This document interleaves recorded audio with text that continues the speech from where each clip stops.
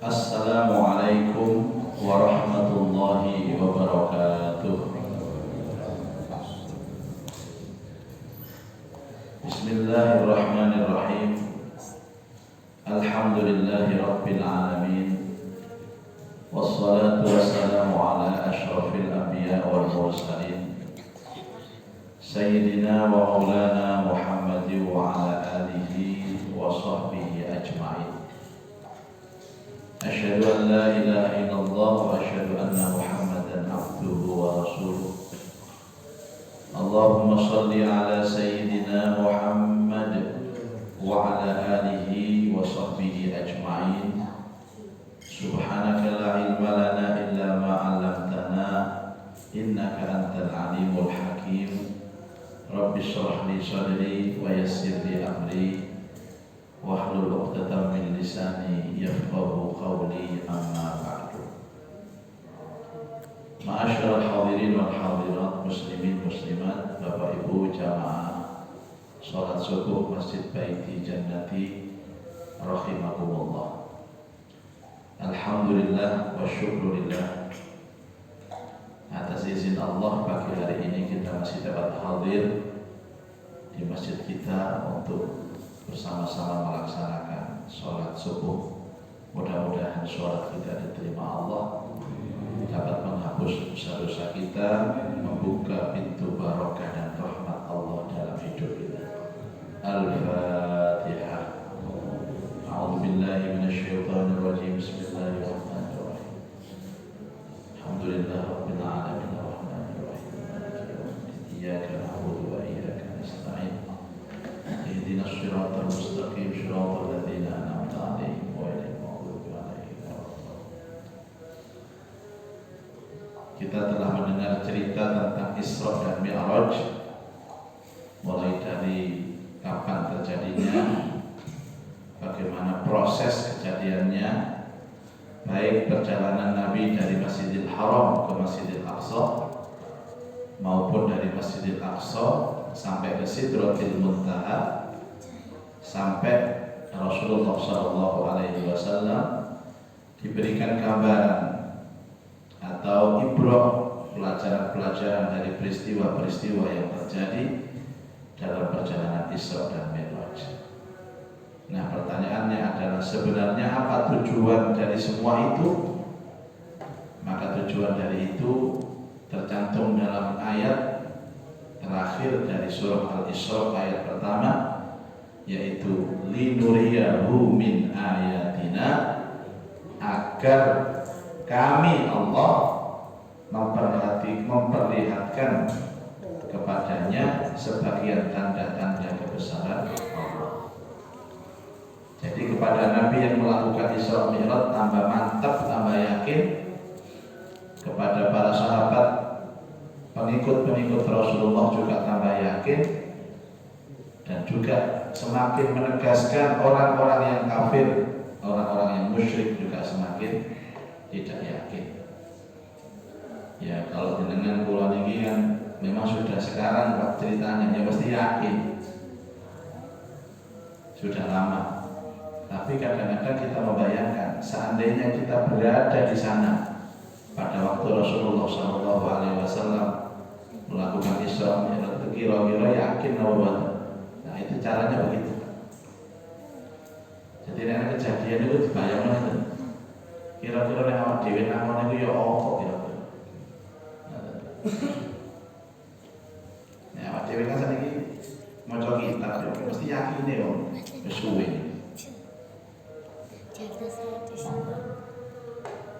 Ada orang itu yang memberi kabar,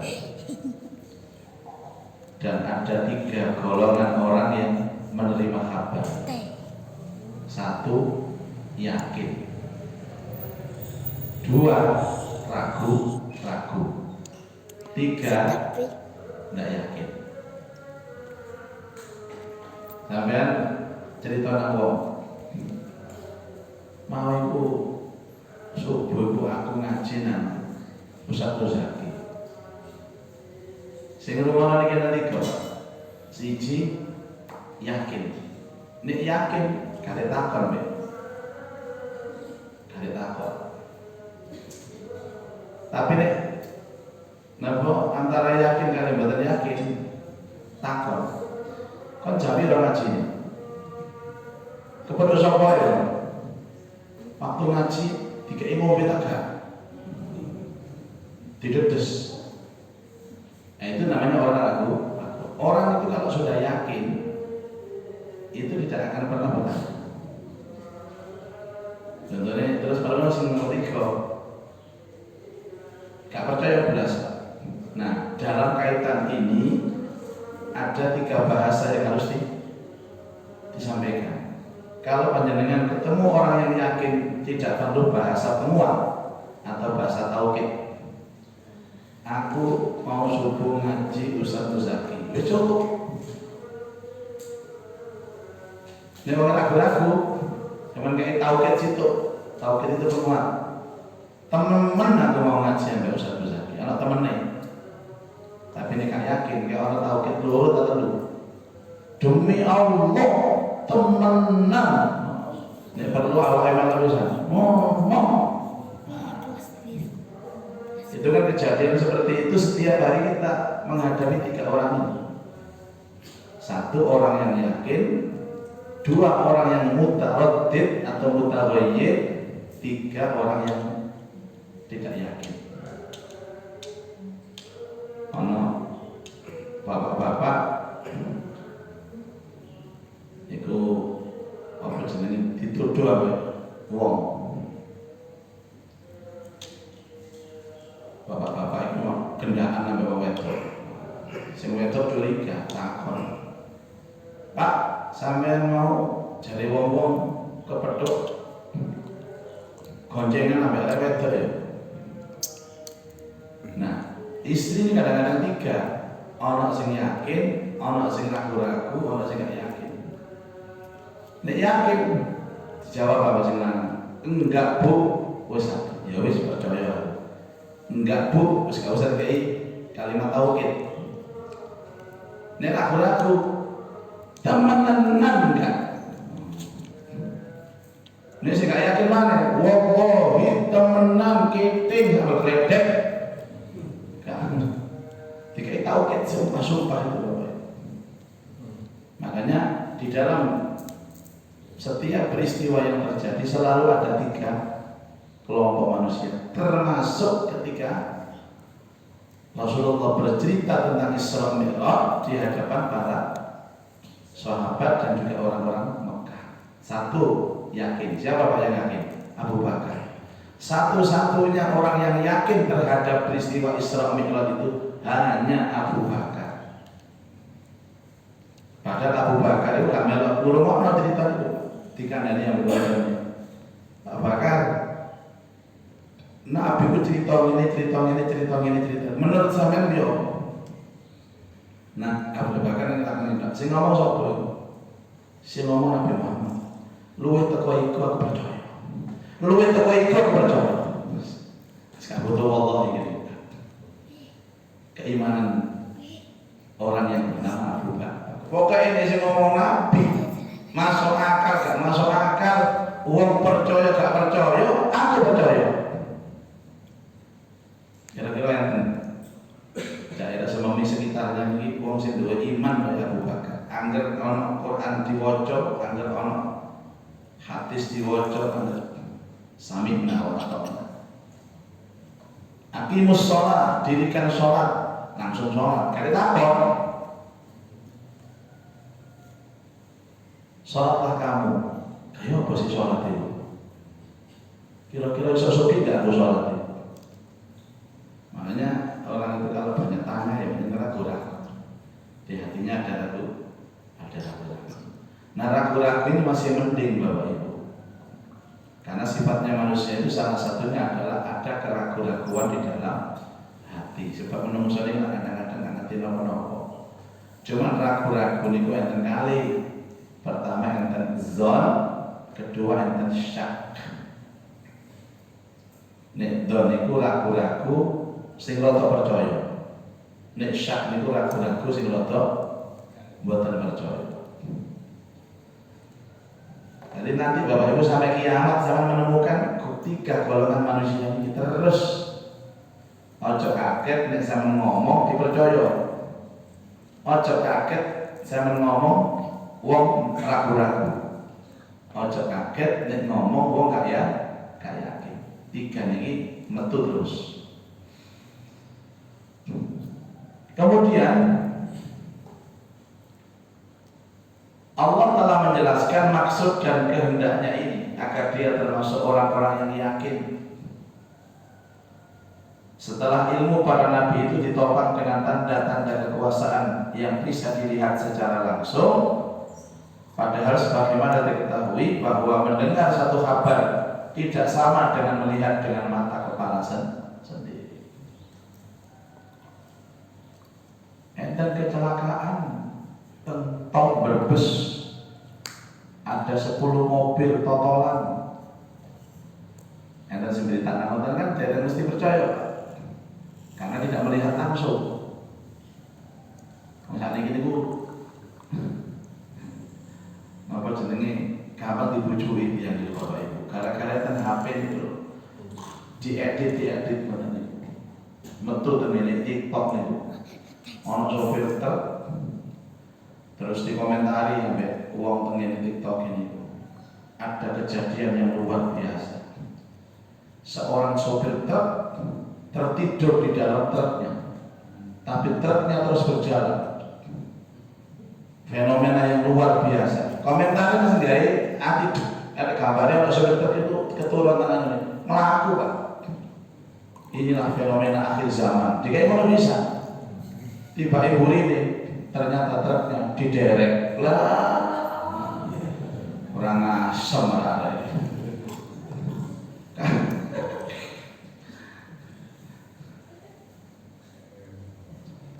Terus dikomentari gara-gara apa namanya, inilah penampakan monyet-monyet modern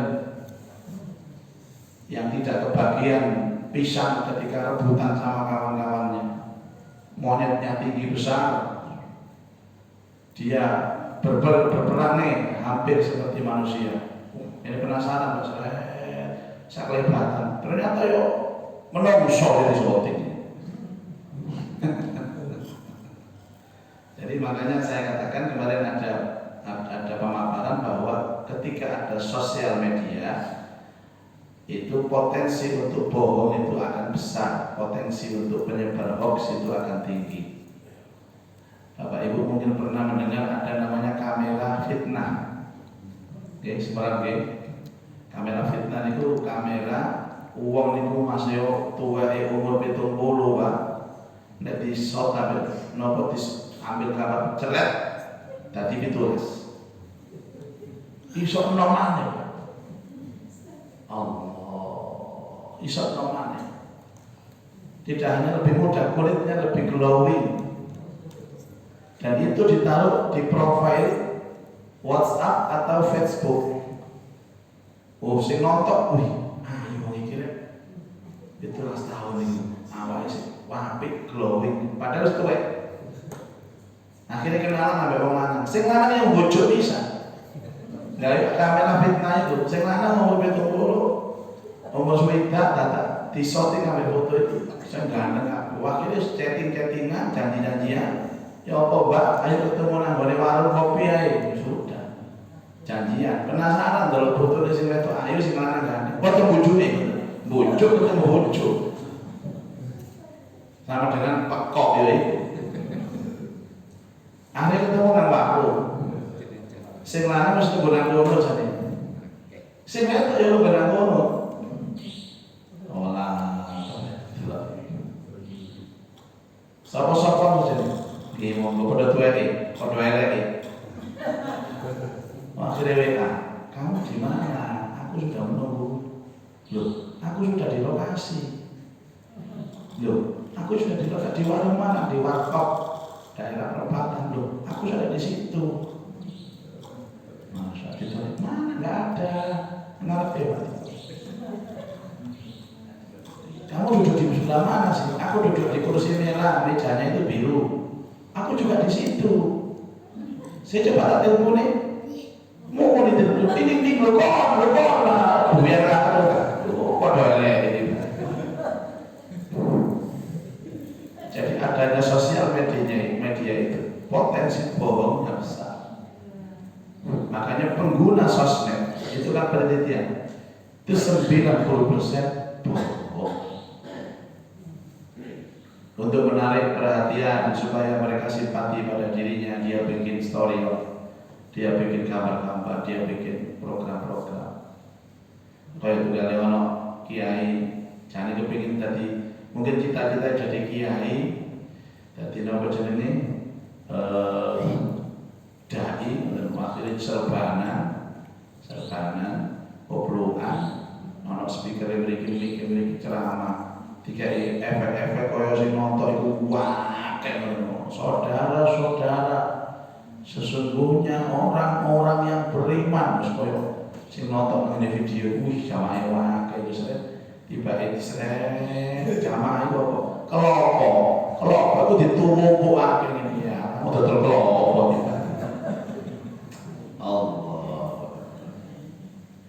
Makanya pengguna sosmed itu rentan kebohongan. Dan kebohongan itu luar biasa. Makanya ada istilah namanya buzzer itu apa? Untuk mengungkapkan yang salah jadi benar. Ingat dan Bapak Ibu, seperti Verdi Sambo, kasus ini bisa hilang loh Pak. Memungkinkan kasus ini hilang. Ayo nih kalau sing apa ini memperjuangkan hilang kasus ini. Dan ujung-ujungnya bebas Pak. Dari sosmed itu apa? Mereka menyewa buzzer, menyewa orang seolah-olah Verdi Sambo ini benar.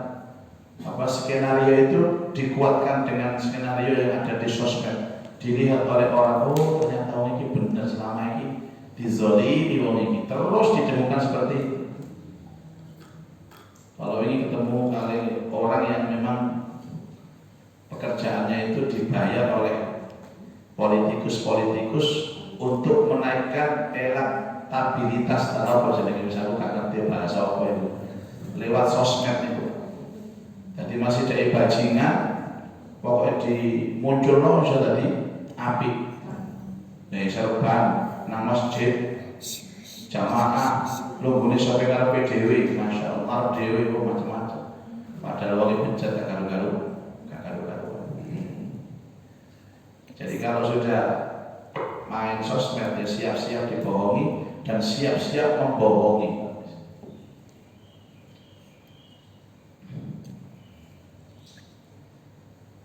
Nah ini ditampakkan oleh Nabi sehingga Nabi pasca Isra Mi'raj itu imannya semakin kuat, keyakinannya semakin kokoh, dan di dalam dakwah itu semakin percaya diri.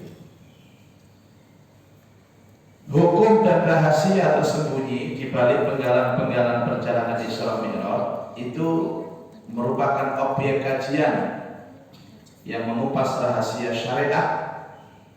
Jadi seperti Nabi melihat ini, melihat itu, melihat apa? Ada orang yang dikasih 2 daging busuk dan daging segar, tapi orang ini ternyata tidak memilih daging segar, tapi milihnya daging busuk. Itu semua adalah gambaran-gambaran syariat tentang perbuatan manusia. Tetapi ada juga gambaran-gambaran hakikat yang sederhana yang memancar dari sumber perjalanan yang penuh berkah ini, lalu mengalir ke kebun-kebun bunga dalam Sirah Nabawi yang bisa kami paparkan secara ringkas nanti. Nah, saya nanti tanggal 20 November itu berangkat napak tilas jejak Nabi ini. Napak tilas jejak Nabi berkunjung ke Masjidil Aqsa lewat Mesir, perjalanan darat menuju Palestina, terus keluar ke Yordania. Itu insya Allah tanggal 20 November sampai tanggal 1 Desember. Nanti tanggal 9 Oktober sampai dengan 20 Oktober ada event MTQ nasional di Kalimantan Selatan.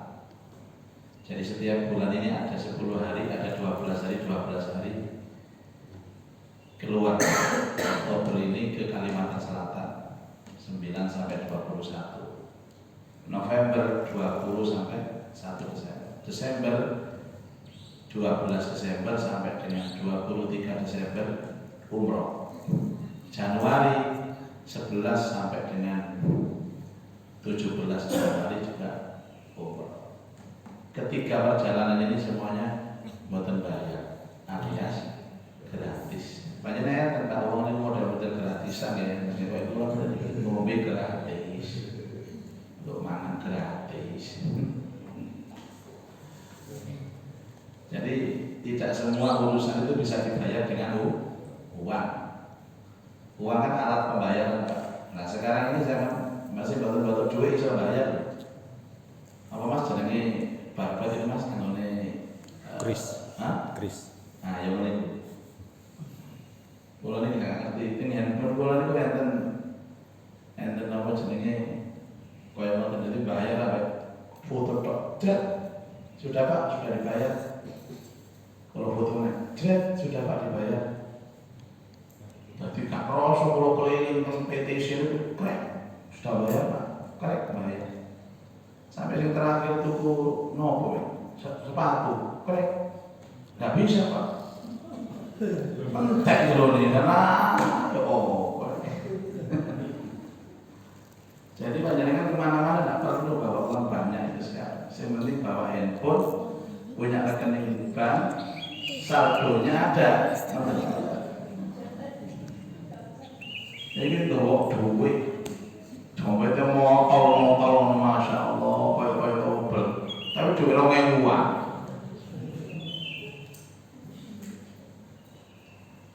Lalu ini tumbas, enten dari tumbas motor nih. Ada mobil baru seharga 750 juta. Ini duitmu, bisa bawa duit, bawa handphone aja. Bayar ya, gampang, foto truk. Duit itu nggak saya juta itu, di foto truk, bisa ngalir. Iya pak, nanti mobil akan dikirim nanti sore pak. Jadi pada suatu ketika semua transaksi ini sudah tidak pakai cash bapak dan siap-siap untuk menyambut apa jenenge zaman sing model kaya ngene. Zaman ini apa zaman internet. Ini buat negara ketinggalan. Ibu-ibu besok-besok nek belanja ten bakulan ten beli kok ten ajeng. Kangkung saiket iki. Cet. Are kangkung iki. Mas pindang sak ada. Ya baca. Ya kita langsung difoto.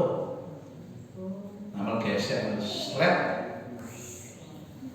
Jadi kangkung, pindang, bubuk pepek, daerah yang 200 gesek seret.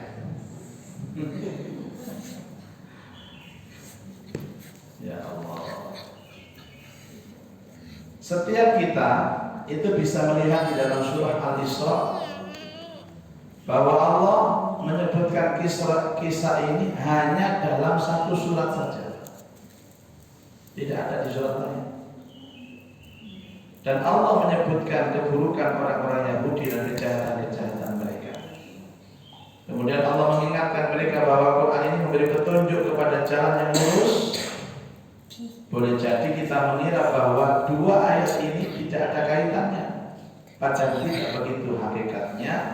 Dengan susunan kalimat ini Allah mengisyaratkan bahwa Isra Mi'raj itu adalah perjalanan ke Baitul Maqdis, sebab orang-orang Yahudi akan dikucilkan dari posisi pengendalian umat manusia karena kejahatan-kejahatan mereka lakukan sehingga mereka pun tersisih. Kemudian Allah Ta'ala mengalihkan posisi itu kepada Rasulullah SAW yang menyatukan dua sentra dakwah keturunan Ibrahim, dan tiba saatnya untuk mengalihkan kendali pemimpin spiritual satu umat ke lain umat, dari umat yang sejarahnya dilumuri pengkhianatan, permusuhan, kejahatan, beralih kepada umat yang dibanjiri dengan kebaikan dan kebajikan, yaitu Rasulullah dengan membawa Quran. Pertanyaannya, kenapa kok namanya Masjidil Aqsa? Kok kananiannya? Jadi Rasulullah dijalankan itu dari Mekah ke tempat Al-Aqsa, di mana tempat Nabi tidak diterima di sana. Orang Yahudi kan tidak menerima Rasulullah. Jadi yang namanya Israel sekarang ini, Palestina itu Golia Yahudi. Tempat di mana mereka kelompok orang yang menolak Nabi, tidak percaya kepada Nabi Muhammad. Nabi dijalankan ke sana. Kemarin ini kita mengajukan visa, jamaah saya nanti ada 48 orang. Mengajukan visa Mesir tidak ada masalah. Mengajukan visa ke Yordania tidak ada masalah. Tapi yang berat itu mengajukan visa ke Israel. Bukan Palestina yang mengeluarkan visa itu, Israel. Palestina tidak punya negara. Palestina ini tidak punya otoritas untuk memberikan visa. Jadi yang keluar itu di bordernya itu Israel, unit Israel. Yang kertas Amerika ciri judulnya Israel. Terus kemudian kata itu, juga jadi sistemnya seperti itu. Dan memang Israel itu memang tempatnya Yahudi. Tapi Nabi itu dibawa ke sana, seolah-olah ingin memperlihatkan kepada mereka bahwa kebenaran Rasul. Cuma sampai detik ini memang semua kota di Palestina, cara ingin itu Al-Quds namanya Pak. Al-Quds, kota Al-Quds ini kira-kira bisa Surabaya itu.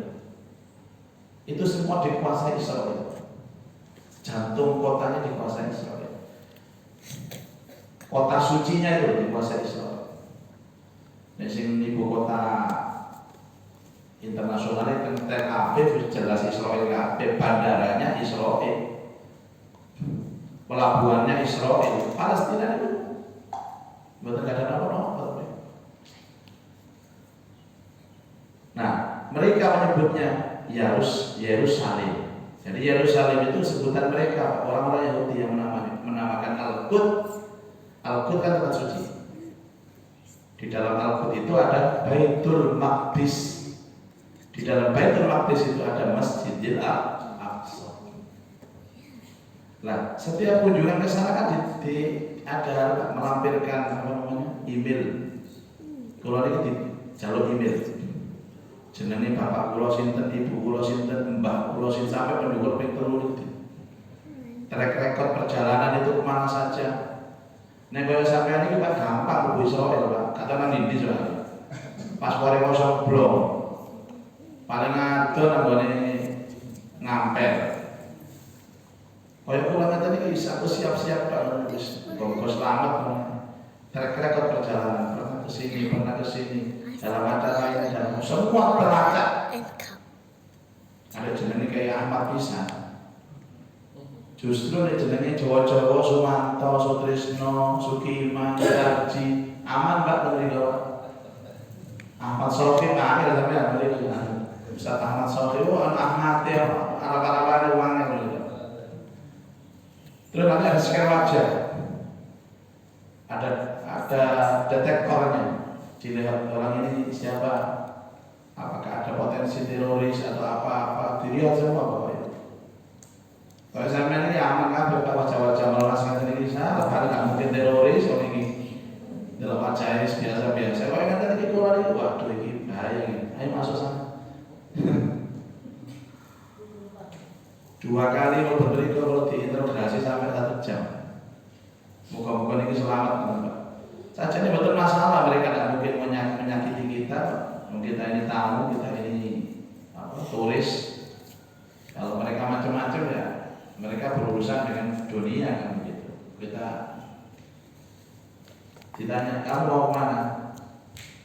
Ke Masjidil Aqsa. Untuk apa kamu sana? Ziarah, ibadah, sholat, doa. Jadi tempat Yahudi itu di sana. Jadi Bapak Ibu kalau kita ke perbatasan to Israel. Ini kalau foto gitu lagi, kalau share gitu. Sementara foto ini mau welcome to Israel. Tidak ada welcome to Palestina. Welcome to Israel. Jadi ini perbatasan Mesir. Kita jalan kaki. Ini imigrasinya Mesir, ini imigrasinya Israel. Itu ada 3 ring ini Pak. Ring 1, ring 2, ring 3. Setiap itu ada scan satu orang masuk, satu orang.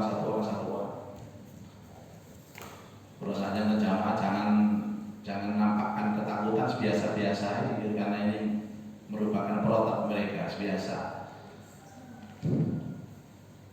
Kadang-kadang ditakoni nggak bahasa Inggris, nyelok ulo jamaah. Terus mau ini Ustaz, wis tak aman kotok, ojo oleh mengguri. Mesti kan ini bolak-balik. Tak ketak bro. Sudah sama tenang aja masuk, biar di scan nanti paspornya, wajahnya semua. Jadi takoni ya mandu-mandu omeng sama semua. Sama nyelok aku yang bodoh karo nih, aku yang gak bahasa Inggris.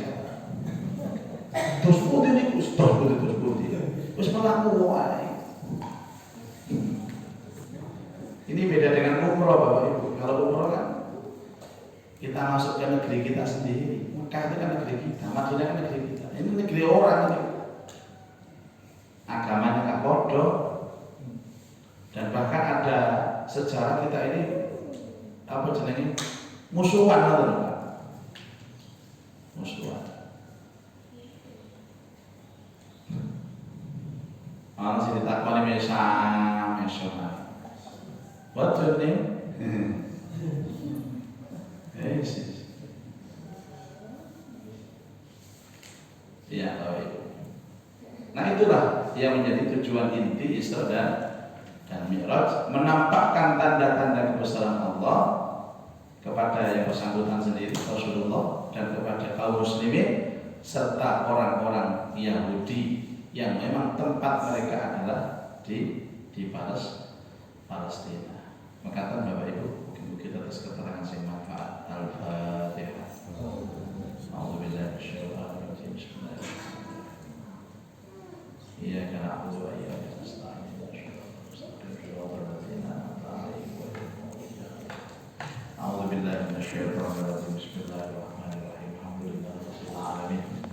Allahumma shalli ala sayyidina Muhammad wa alihi wa sahbihi ajma'in. Allahumma anfa'na bima 'allamtana wa 'allimna ma yanfa'una wa zidna ilman nafi'an. Allahumma arzuqna fahman nabiyyin wa hifdzal mursalin wa ilhamal malaikatil muqarrabin ya arhamar rahimin. Rabbana atina fid dunya hasanah wa fil akhirati hasanah wa qina adzabannar. Wa sallallahu ala sayyidina Muhammadin wa alihi wa sahbihi wa baraka wa sallam walhamdulillahi rabbil alamin. Subhanakallahumma wa bihamdika asyhadu an la ilaha illa anta astaghfiruka wa atubu ilaik. Assalamualaikum warahmatullahi wabarakatuh.